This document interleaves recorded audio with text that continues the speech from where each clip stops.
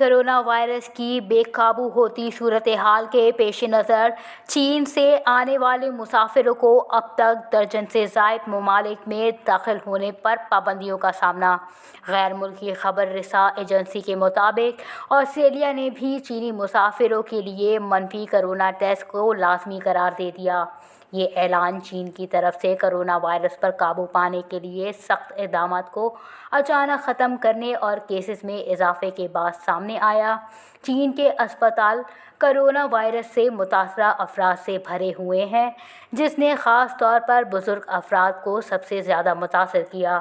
Australia کے وزیر صحت کا کہنا ہے کہ یہ اقدام بیجنگ کی کرونا کیسز کے حوالے سے ٹھوس معلومات کی کمی کی وجہ سے کیا گیا ہے۔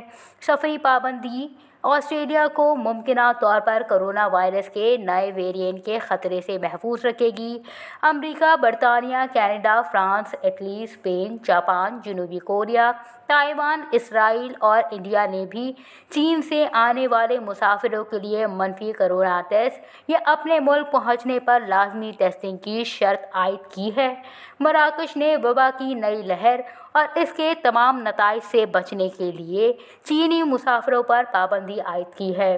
عالمی ادارہ صحت نے بیجنگ کی طرف سے وبائی امراض کے حوالے سے فراہم کردہ محدود معلومات کی روشنی میں احتیاطی تدابیر کو قابل فہم قرار دے دیا ہے۔